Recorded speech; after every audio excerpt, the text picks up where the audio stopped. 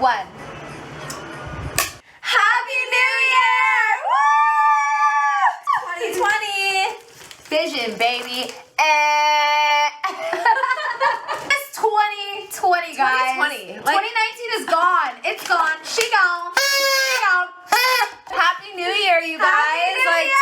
2020. Happy fucking New Year. Oh my God. Happy New Year. First, can I just say, let's all, as a family, can we just take one moment to just breathe in gratitude, exhale any negativity that's still left in our body. Gratitude, positivity, negativity in the past. If you are watching this video, I just want to tell you, you're alive.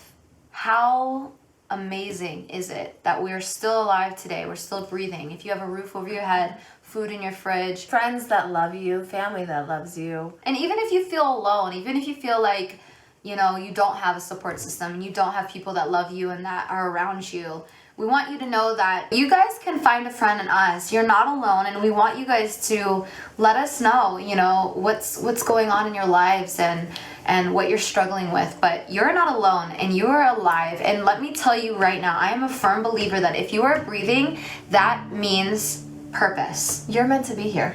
Purpose. So it's like, find that purpose, right? You are meant to be here for a reason. There's still purpose on your life. Whether you see it or believe it currently, I promise you guys, I've been in a lot of really dark places in my life. And one of the biggest things that kept me going was just this feeling that I always kind of had. Yeah. That, no, I'm alive and there's purpose in my breath. So I just need to keep moving and living and going forward, and eventually the universe and my creator will show me my purpose, and I will fulfill and live it out, and I will eventually be able to contribute to the world and serve others. So it's a big message for a new year. I think that's a beautiful message, especially for the new year. What a way to be able to go into the new year with that mindset. Oh my God, the strength that you can pull from that, you guys, I hope that you do. I really do, because I think we forget to remind ourselves of just the sheer existence that we are breathing, and what it takes for our bodies to function just so we can breathe air. The tiny little mechanisms, everything just working perfectly in sync. Like, if you are alive, which you are if you're watching this, there's reason to that. Absolutely. So I think that for me, you guys just going out and really being fearless and finding that purpose for you, whatever that may be. One of the things that I've realized this year more than anything, and not just from other people, but from my personal experience, is how I look right now. I'm put together, my hair's done, my dress is on, my makeup's done, we're on camera, and we're ready to go. This is not reality. Let me tell you guys this. I woke up this morning and I had to deal with some family issue, and it really kind of just put me down today, and it really made me sad. And where it's like, one text can literally change your whole entire mood for the day, a couple days, a week, a month. Like, it's just that kind of message that you get, and it just completely just screws you up for that time. Yeah, and that pretty much continued throughout my entire day today. And then when Carmela got here and we started, organizing, getting prepared to shoot, I just wasn't happy. Like, my hair, my face, my makeup, like the way I looked, everything was just going wrong. Like, it was how you were feeling internally. I just felt irritated and moody and just bothered and just not secure in myself, and I didn't feel pretty, and I didn't feel confident, and I didn't feel like I looked good and I felt good. And thank the sweet Lord for you, because she's such a good friend, and she just goes, no, we're not doing this. You're not going to get on camera feeling like this. I'm going to fix your hair. Let's make it more you. So this is more of a me style, if you know me. I just really want to bring to everybody's attention that just because you see a really confident person walk through the room and they look like they got it all together and they look a certain way, or you go on Instagram or you go on Facebook and you're like, God, look at this mom. Why don't I She's got her that? shit together. She's got 4 kids and I got 2 and I can barely keep up. And she can still put her face on and her makeup on, or and she her looks good and outfit together. And she looks like she showered today. Yeah, whatever it is, we gotta stop doing that, because I promise you guys, what you guys see here is not what happened to get here. And honestly, that's how we are as humans. We're just insecure, and we self-doubt, and we overthink, absolutely. and we compare way too much. Way too much. We all do it, and we need to stop that in 2020. We gotta stop doing it. Yeah, it's like you start looking at other people's, and you're like, all of a sudden you're like in somebody's page in like Australia, and they're like,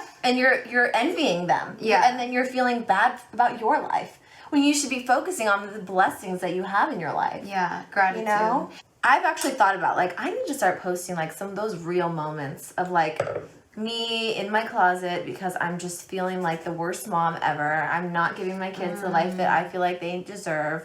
We're constantly judging ourselves and doubting ourselves that we're not doing the best possible for our children. Now, are you judging yourself with a mentality like, I'm not the best mother to my children? Or is it like an outside-in judgment of like, I need to do better because like other people can do this. Why am I struggling? Why aren't I doing what I need to do? It's a weird dynamic. On one end, you feel like, okay, I'm literally willing to do anything I can for these children in order to raise them healthfully in all different ways, physically, emotionally, mentally. But then it's also like you're constantly second guessing yourself. That's what it is. You're constantly thinking, I could probably do better. No, I think I'm a great mom. Like I do think I am. And I do everything in my power to do, for my children. But I think you're also learning. It's not like we have like a manual on how to raise children. You're literally doing it step by step, day by day. Right. And I think that's what we want to do here at Heart to Heart is we want to show you guys who we are and like how we think and feel and experience the world around us. But we also want you guys to get a taste and insight into the real, into, two women like us and what we do go through and what we do think and what we do experience. Right. Like I said, like I can get on this camera and I can be like, Happy New Year, yay, it's great, we're happy, life is good, let's talk about that. Yeah, and we will, but there's also another side that a whole day passed to get me to this place of filming Heart to Heart episode where you guys didn't see any of it. And I'm not going to put it on my Instagram every single time something bad happens to me, because that's just not what we do. So just don't forget, that's the real message here, is just don't forget that everybody's going through something and everybody's struggling and everybody... And we're all flawed. Yeah. Like, nobody's perfect. There is no such thing as perfection. Yeah. And it's just embrace your flaws and do what makes you happy. Yeah. Ultimately. Don't do what you think other people are trying to do to make them happy.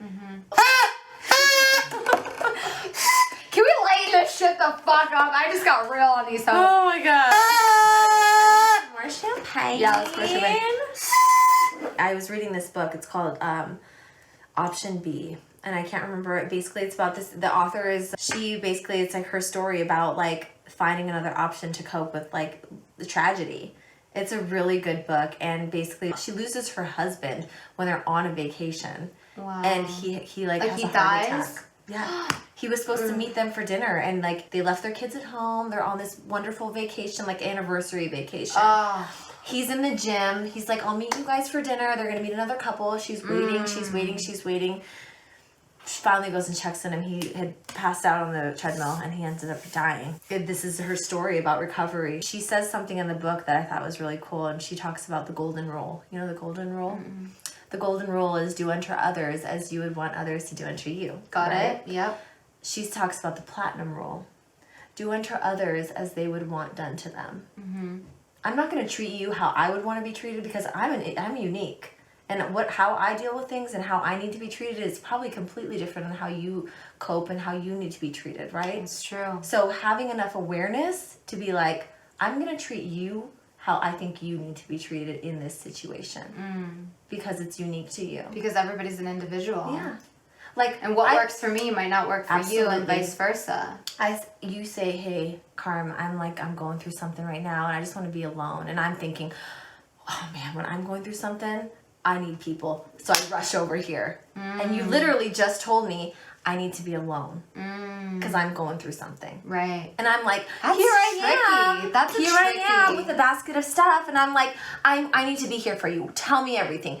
Be with me. And I'm treating you how I want to be treated, right? But no. why didn't I listen to what you just told me? I'm going through something. I needed to tell you this, but I just want to be by myself right now. People get caught up. It is very tricky, but I thought I thought it was a really cool lesson. There's so much more to why we do and are who we are. If I grew up in the ghetto, all I know is my mom. My mom works 3 jobs. We got a 1-bedroom apartment. I got 3 brothers. That lifestyle compared to somebody who grew up in Los Angeles, California, and Calabasas with everything that they had, those are going to be 2 totally different perspectives. That's what's so wild and difficult about life, is that realization of like, holy shit, like, You're so diverse.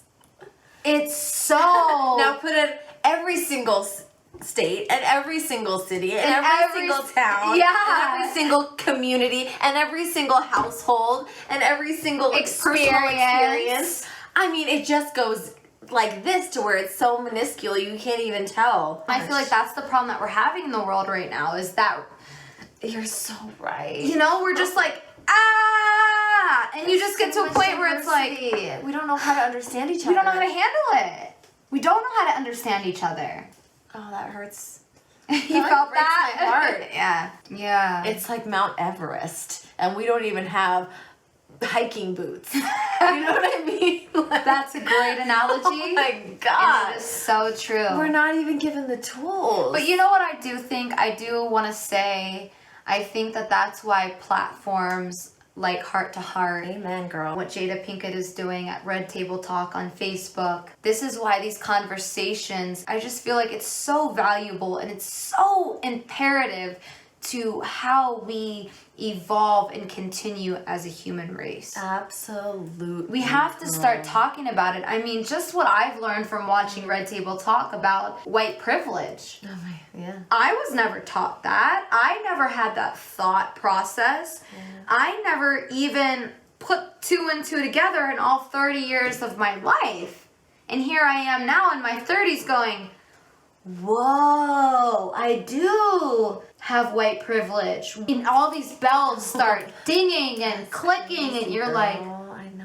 That's why I'm so passionate about what we're doing here and the conversations that we're having, because they're just so imperative. And I just hope that this inspires you guys to hold these conversations with your friends and your family and your children, your significant others. The time is now. We need to understand each other. We need to be more compassionate and just more loving and accepting to everybody's differences. What a simple conversation, how much impact that, the ripple effect of that, you know? Right. And just saying, explaining to you my perspective.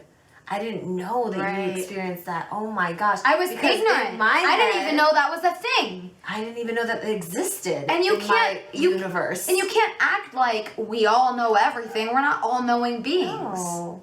We're just not. There has to be compassion on both ends and communication and willingness on both ends. Right. It is not one-sided. Right. And that's the thing I think that we're trying to convey here too, is that it's not you did something to me and I have the right, because I was offended, to stick up for myself and then judge you for offending me. Right. No, right? You have to also have compassion in return. And you have to say, were you aware that this was offensive to me? And did you make that choice based on your awareness? That is so deep. Wow. You just laid that out so well. It's where was the person at in their mind, in their experiences, and their awareness when they did the offensive act? And that's where the decision comes on being forgiving or not. It's about educating and understanding and communicating. And that's a big deal. We will never get there unless we are open to communication, unless we're opening ourselves up to say, because some people don't want to do that. Some people don't want to open up themselves and tell you their experiences because maybe they are still guarded and maybe they're not ready to have that conversation. But you can't have expectations of other people if you can't hold yourself to those same expectations. Dani and I kind of had a good discussion about things that we want to leave in 2019 Yes, God. and move on from in 2020. Yes, God. Your girl So- made a fucking list of what we need to leave in 2019 because there is some shit. There's always some shit. All right, Cheers to give leaving it to me, these girl. things in 2019. Cheers. Okay. So, All right. here's what we need to leave. Here's my list of what I think we need to leave in 2019. Can we please stop telling women to smile? Guys, this is for you. Listen up. If you're in a club or if you're at a bar or if you're Oh my anywhere. gosh, that's the most annoying. Oh my God. I don't know who came up with this. Can you smile for me? Just give me one smile. Motherfucker, I don't know you. I never met you. I'm at work. Do I go to your cubicle at your 9 to 5 cubicle job and go into your cubicle while you're George, typing away? Give me a smile. Why don't you smile, George? George, just smile. But you can't give me just a little smile, George? No! Please, can we please leave in 2019 Oh men my telling gosh. women Yes. to fucking smile? Next. I'm all with that. Okay. I would really like to leave in 2019, and this is a big one for me because I'm not vegan, but I do practice a very healthy and organic lifestyle. Okay. Can we please leave in 2019 shaming people who eat healthy, who eat organic, or who have chosen a vegan lifestyle? Do you guys understand when you come up to somebody who eats organic or eats healthy and you make a joke and you joke us about it? You sound stupid because clearly you're proving to me that you have yet to do your research on the food that you're putting inside of your body. The whole vegan thing is actually like there's more and more research coming out is actually showing that it's healthier for you, you know? Like a plant-based whole food diet. Yes, yeah. Right. I think a lot of people who haven't really conquered, you know, what they put into their bodies, I think they're just not educated. They don't know where to find the education. They don't know how to learn. They just don't know. I just think it's a lack of wanting to give a fuck. One of the things that I think that we really need to leave in 2019 is pretty much anyone, but I'll narrow it down to women on women. I really think that women need to stop asking women or telling women that their clock is ticking and that they need to hurry up and have children. Because I know there's somebody out there, probably more than one, listening to what I'm saying right now, and you're guilty of it. And it is 2020. And the reason why I stress that is because, guys, there are so many reasons why women choose or do not currently have children in their lives. Let's talk about one, fertility. If I am trying to have kids, I'm trying to get pregnant and I cannot conceive. I've been to fertility clinics, I have gotten poked and prodded and surgeries, done everything for the past 3 years and I cannot have children, and you tell me in passing, well, you need to hurry up because your clock is ticking. Do you know how disrespectful and offensive that would be to me?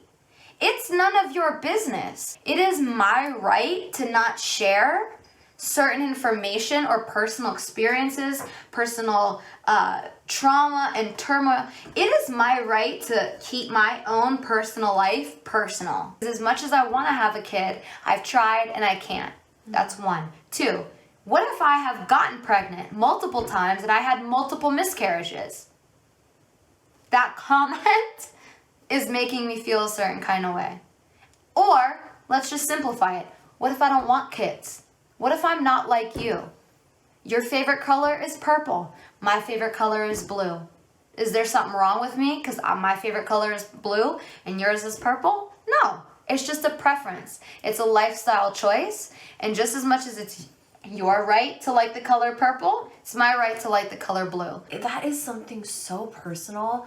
Nobody has the right. So personal. Like, it is, I don't even know what to equate it to. It is just like nobody's right to ever comment on your timing for that, and to assume that you even want that, and to assume that that's what you want. Right. Just because the world or society or our culture or our culture tells us this is what you need to do. You need to go to school, graduate, go to college, graduate, get a good job, get married, have kids, die. Have kids. Like, why don't you have kids? What's whose timetable are we on? Can we please leave in 2019 judging, gossiping, or shaming other parenting styles that do not match your own? And you're a parent, so I'm not a parent. I'm already angry about this. So I can only imagine when I do get kids, I'm gonna start telling women how I feel. But you're a mother. You have 2 children. Do you experience this? And like, what's your opinion on that? I don't really experience too many women telling me how I should parent. I had kids when I was late 20s, mid to late 20s. I don't even remember now. Late 20s.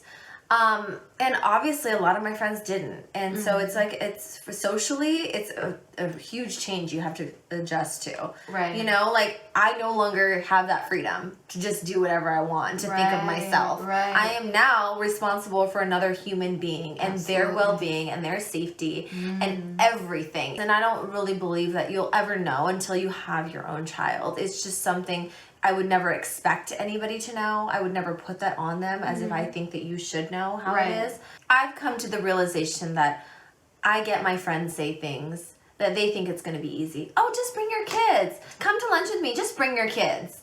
Like that is kind of an ignorant comment. And that is something that I've had to just be like, I've gotten a little irritated with my friends, to tell you the truth. But it's not their fault also. Because they just don't know what that's like. So, like, we're meeting up so we can enjoy ourselves, right? If you're telling me to bring my kids, I'm not going to enjoy myself because I'm going to literally be focused on them the entire time. Making sure that they're minding themselves. That's an important message, women, ladies.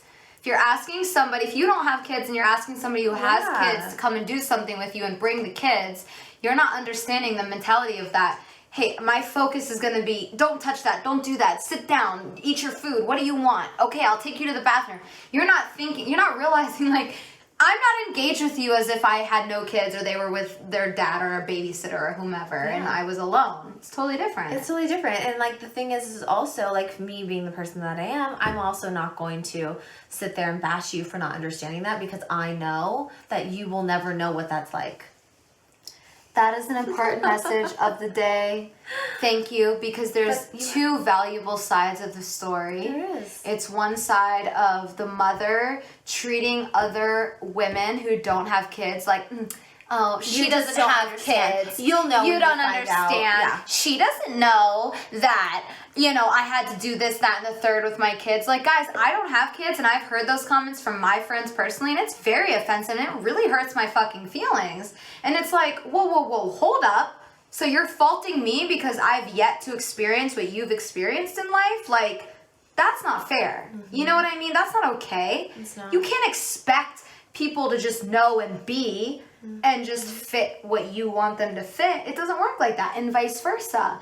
You can't just assume that because somebody has kids that everything's just as your life is, because it's not. It's very different, both ends. And I just think we just need to do a better job at that. We just need to do a better job at letting people do what the F they want with their own lives. Last, but definitely not least, one of the big things that we think needs to be left in 2019 is, do you want to say it for us? Girl on girl bullying.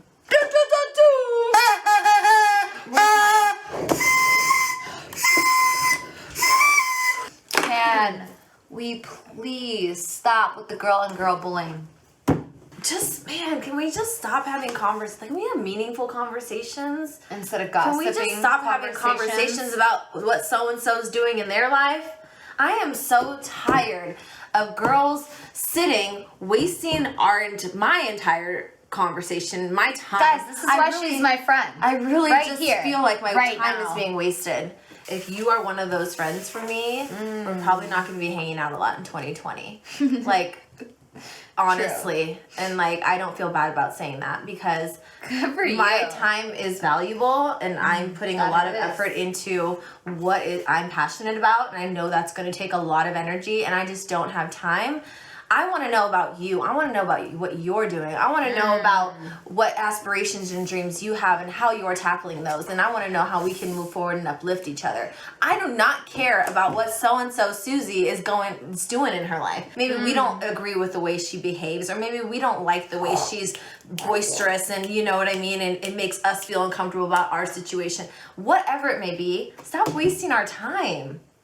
Sorry. That was, bitch, you spoke to my whole soul. I felt it like I was at church.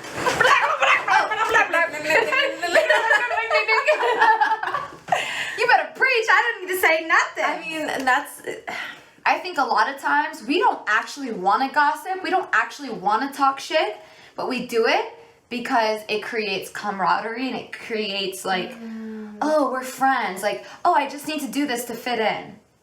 Because if I say, hey, you know what? Can we just stop talking about her? Like, you clearly don't like her. I get it. Can we let it go? Yeah. We don't want to say that. So instead, we almost just go, we almost accept what's happening and just go, yeah, what the fuck, that bitch, or this girl, or that, and this. Or we just don't say anything, and then in turn, we're aiding in that behavior. Yeah. By not speaking up, you are literally saying, I support what you're saying. Yeah. And that's not okay, and I'm 100% guilty and of listen, that. if you do stand up to your own friend when they're having these conversations with you and they're bringing all this BS to you, when you do have these conversations with your friend and you're like, yo, you know what? And you stand up to what you believe and you're like, I really just am not into this. And like, I don't want to talk shit about this girl anymore. Like, can we please leave it in the past? And that friend gets crazy and leaves you for another friend and stops claiming you the bestie. Then let them go. Yeah. Let them go. Because that's a clear indication that you two are on a totally different path. Right. And that friendship is no longer going to serve the greater good. That right there. Do you know what I mean? Mm-hmm. Absolutely. And the last thing that I want to say about girl on girl bullying is, listen guys, when I tell you that what is meant for you is meant for you and nobody else, nobody can open your doors, nobody can close your doors but God himself, the universe himself, our creator himself. Please understand, there is enough room on this planet, in this world, for everyone. If you want to be a famous pop singer, think real quick about all the pop singers that have come out and have won Grammys and have killed award shows. There's still other amazing pop artists that have done the same. Okay?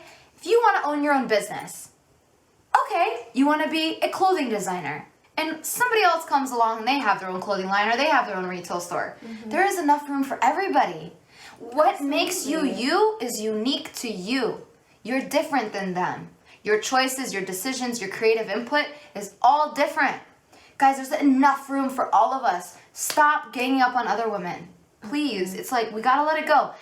We gotta stop this girl on girl bullying. Female is the future. You can see it in our music. You can see it in our culture. Mm-hmm. You can see it in the media. Women are conquering and we're taking over.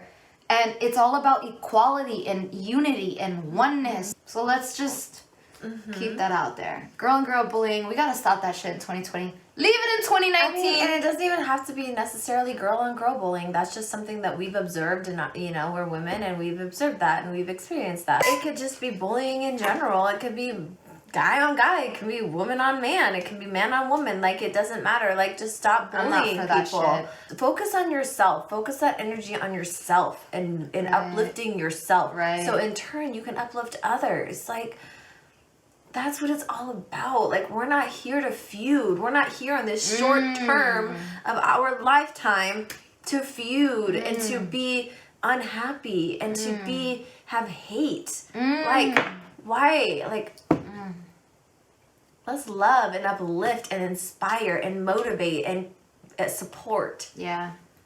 So there you go, guys. Have you ever met anybody so passionate about this stuff? That's what makes us great, though. I know. These are the gifts that we're given, and whether you like it or not, we're here regardless, and we're still going to be pumping out videos. This is our calling, you guys. You either subscribe or you unsubscribe and keep your life pushing. Okay. Cheers to leaving all that shit in the motherfucking peas. Bye. I can't be serious. Are you drunk? I don't know.